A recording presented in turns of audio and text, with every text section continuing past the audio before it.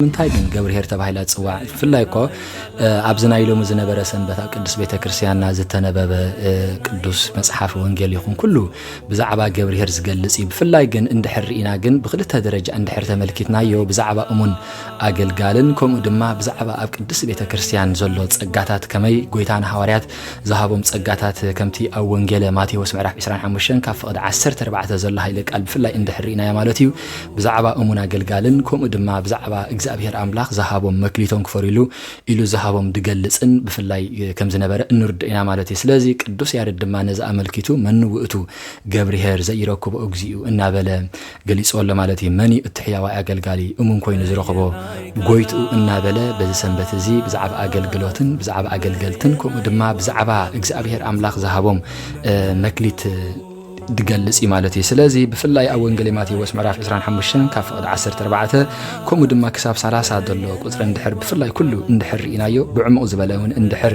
ተመልኪትናዮ ብዙሕ ክንከስብን ከምኡ ድማ ብዙሕ ክንረብሕን ንኽእል ኢና ከመይ መንግስተ ሰማያት ይብል ማለት እዩ ኢየሱስ ክርስቶስ ከምቲ ክገሹ ዝደለዩ ሰብ እሞ ንኣገልግሎት ጸውዒ ክረብሕሉ ኢሉ ዝሃቦም ገንዘብ ይመስል እናበለ አረዲኢና ማለት እዩ ስለዚ እቲ ገንዘብ ዝተባሃለ መክሊት ማለት እዩ መክሊት ንሓደ ይብል ማለት እዩ ሓሙሽተ መክሊት ሃቦ ነቲ ሓደ ድማ ክልተ መክሊት ነቲ ሓደ ድማ ሓደ መክሊት ሃቦ እናበለ ገሊጽልና ኣሎ ማለት እዩ እዚ መክሊት እዚ ዝተባሃለ ድማ ናብ ርሑቕ ገሸሞ ምስተመልሰ ድማ ከም ዝሓተቶምን ከምኡ ድማ እቲ በዓል ሓሙሽተ ድማ ሓሙሽተ ፈሪ ከም ድጸንሐ ከምኡ ድማ እቲ ከዓል ክልተ ድማ ካልእ ክልተ ረብሒ ከም ድጸንሐ እቲ በዓል ሓደ ግን ጨካን ንጉስ ከም ምዃንካ ይፈልጥ ዘይዘራእካዮ እትዓጽድ ጨካን ንጉስ ከም ምዃንካ ስለዝፈለጥኩ ነቲ ሓንቲ ከይጠፋኣኒ ኣብ ቀቢረ ሓቢእያ ከም ድበሎሞ ጎይታ ድማ ዘይዘራእክዎ ዝዓጽድ ከምኡ ድማ ጨካን ንጉስ ከም ምዃንኩ እንድሕር እንትፈልጥ ኮንካሲ ነትናተይ ገንዘብ ኣብ ባንኪ ምእተኻዮሞ ኣነ ድማ ምረባሕ ኩሉ ኢሉ ነቲ በዓል ሓደ መክሊት ከም ድገሰጾን ከምኡ ድማ ናብቲ ምሕር ቅንቃማስናንን ከምኡ ድማ ናብቲ ንሰይጣን ሰራዊቱን ዝተዳለወ ገሃነመ እሳት ከም ዝፈረዶ ኢና እንርዳእ ማለት እዩ ካብቲ ቅዱስ ቃል እንድሕርኢና ነቶም በዓል ክልተን በዓል ሓሙሽተን ዕጽፊ ስለ ዝፈረዩ ከዓ ናብ ገነትን መንግስተ ሰማያትን ከም ዘስገሮም እዩ ዘረድእ ማለት እዩ ስለዚ ብፍላይ ግን ሎም ክሪኦ ደሊና ደላ ማለት እዩ ስለምንታይ እዩ ሓሙሽተ መክሊት ክልተ መክሊት ሓደ መክሊት ተባሂሉ ዝግለጽ ጸጋታት ወይ ድማ መክሊታት እንታይ እዩ ኢልና እንድሕርኢና ቀዳማይ ሓሙሽተ መክሊት ዝበሃል በዓል ሓሙሽተ መክሊት ከምቲ አንድምታ ገሊጽዎ ዘሎ ማለት እዩ ሙሴ ማለት እዩ ሙሴ ሓሙሽተ ሕጊ ኦሪት ስለ ዝጸሓፈ በዓል ሓሙሽተ መክሊት እዩ ተባሂሉ ይግለጽ ኢልና ማለት እዩ ሊቀ ነቢያት ሙሴ ቀጺልና ድማ ኣብ ሓድሽ ኪዳን እንተ መጺና ድማ ቅዱስ ሐዋርያ ቅዱስ ጴጥሮስ ሊቀ ነቢያት ጴጥሮስ ማለት እዩ እዚ ድማ ቀዳማይ መልእኽቲ ጴጥሮስን ካልኣይ መልእኽቲ ጴጥሮስን ክልተ መልእኽትታት ስለ ዝጸሓፈ ብክልተ መክሊት ይምስልዎ ማለት እዩ በዓል ሓደ መክሊት ድማ ይሁዳይ ማለት እዩ ይሁዳ ድማ ተሓንቲ ዝተዋሃበቶ መክሊት ንዓኣ ስለ ዘይፈርየላ እኳ ደኣ ንጎይትኡ ብጽልእ ተላዒሉ ንጎይትኡ ከትሕዝን ሰይጣን ኣብ ልቡ ሰፊሩ ድማ ብዙሕ ነገራት ከም ዝገበረን ኢና እንርዳእ ማለት እዩ ስለዚ ከምቲ በዓል ሓደ መክሊት ድገሰጾ ንዕኡ ድማ ነታ መክሊት እቲኣ ስለ ዘይፈርየ ከም ተገሰጸ ወይ ድማ ከም ተኣሽሙ ከም ዝኾነ ኢና እንርዳእ ማለት እዩ ስለዚ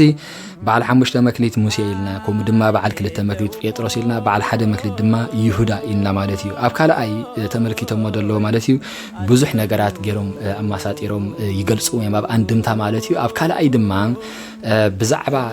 ናይ ቅዱስ ቤተክርስቲያን ደሎ ጸጋታት ማለት እዩ ካብ ላዕሊ ሊቀ ጳጳስ ይብሎ ማለት እዩ በዓል ሓሙሽተ መክሊት ሊቀ ጳጳስ ናቱ ስራሕ ድማ እንታይ እዩ ንጳጳሳትን ከምኡ ድማ ንካህናትን ዲያቆናትን እንታይ ምሻሚ ማለት እዩ ማዕርግ ምሻሚ ናቱ ናይ ሊቀ ጳጳስ ማለት እዩ ብድሕሪኡ ዘሎ ድማ በዓል ክልተ መክሊት ድማ ካህን እዩ ናይ ካህን ስራሕ ድማ ክልተ እዩ ንሱ ድማ ምቁራብን ንምእመናን ማለት እዩ ምንሳሕኒ ይብል ማለት እዩ ስለዚ በዓል ክልተ መክሊት ይደወደሎ ድማ ብካህን ይምስልዎ ማለት እዩ በዓል ሓደ መክሊት ድማ ዲያቆን ከዓ ከምቲ ኣብ ናይ ሰዓታት ጀርጊስ ዘጋስጫ ገሊጽዎ ዘሎ ማለት እዩ ዲያቆናት ንጹሃን እላ አቅለል ክነፊሆም ለተልእኮ ምስጢር ይልዎ ዘሎ ማለት እዩ ንተልእኮ ምስጢር ንኣገልግሎት ማለት እዩ ንኣገልግሎት ኢሉ በዓል ሓደ መክሊት ድማ በዚ ይምስሎ ስለዚ ኣብ ትሕቲኡ እውን ብዙሕ ነገራት ኣማሳጢሮም ይርእይዎ مالتي بزح ጸጋታት ከም ደሎን ዝተፈላልየ ድማ ከም ድወሃቦን ኢና እንገልጽ በዓል ሓሙሽተ መክሊት ኢልዎ ደሎ ድማ ኣብ ካልኣይ ድማ ኣብ ሳልሳይ ብሓፈሻ ማለት እዩ ጥምቀቲ ተኣሙና ሓጣው ከምኡ ድማ ሰማይቲ ምንኩስና ብሕትውና ኢልዎሎ ማለት እዩ ሰማይቲ ምንኩስና ብሕትውና እዚ ብሙሉእ እዚ በዓል ሓሙሽተ መክሊት ይግለጽ ማለት እዩ ኣብ ካልኣይ ድማ በዓል ክልተ መክሊት ድማ ጥምቀት ተኣሙና ሓጣው ኢሉ ገሊጽዎሎ ማለት እዩ ኣብ ሳልሳይ ከም እንሪኦ ድማ ጥምቀት ኢሉ በይና ጥምቀት ካ በዓል ሓደ መክሊት ካ ገሊጽዎ ኣሎ ማለት እዩ ስለዚ ምእመናን ይኹን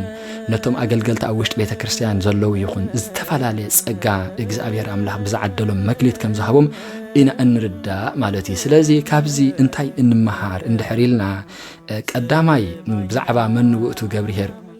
ገሊጽዎ ደሎ ማለት ከምቲ ቅዱስ ያሬድ ገሊጽዎ ደሎ እቲ ሕያዋይ አገልጋሊ መን እዩ ሕያዋይ አገልጋሊ ኮይኑ ዝረኽቦ ጎይቱ መን እዩ ዘይረክቦ እግዚኡ እናበለ ገሊጽዎ ደሎ ማለት እዩ ሕያዋይ አገልጋሊ ኮይና ክንርከብን ከምኡ ድማ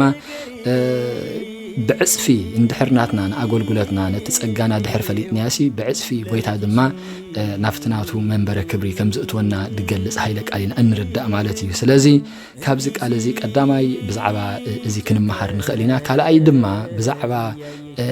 أبتناتنا زلنا مالتي بزح نجارات زلنا أوشتنا زي فلتنا تسقطات علينا مؤمنا نكون كم قدما استفعل عليه كانت يكون دياقونات يكون بزح نجارات زي تمربرة تسقى كم دلنا إنا نردأ مالت أبزي بعمق اندحر إلنا رئينا قلنا فوسي تنبيتي وهابو قلنا فوسي تمهرتي وهابو نقل دما فوسي مترجم قانقاتات كم تحاوري قدس باولوس يلو قال دل مالتي تسقطات إن تبحث تقلص مالتي يوهابو مؤمنا دما انتاي توهيبو مالت ጥምቀት በታጥምቀት ድማ እንታይ ክገብሩ ይኽእል እዮም ማለት እዩ ጽድቅ ክፈሩ ይኽእል እዮም ማለት እዩ ከምቲ በዓል ሓደ መክሊት ሒዞም ማጥራይ ደይኮነሲ ከምቲ በዓል 2-5 ዕጽፍን ድርብን ገይሮም ክፈሩ ነገረ ጽድቅ ገይሮም ድማ ንጎይቶኦም እሙናት ኮይኖም ክርከቡ ከም ዝግባእ ይነግር ማለት እዩ ስለዚ ነዛ ሰንበት እዚኣ ገብሪ ሄሪሉ ሰይምዋ ዘሎ ነዚ ተረዳኣና ብዙሕ ጸጋታት ከም ዘሎን ከምኡ ድማ ኣብ ቅዱስ ቤተክርስቲያንና ድማ ዝወሃብ ነናቱ እግዚአብሔር አምላኽ ዝህቦ ከከምቲ ድሰርዓሉ ከከምቲ ንእምርኡ ዝምጥን እግዚአብሔር አምላኽ ከም ዝህብ ኢና እንርዳእ ማለት እዩ ስለዚ ነዚ ይመስል ወስብሐት ለእግዚአብሔር ቴንክ ዩ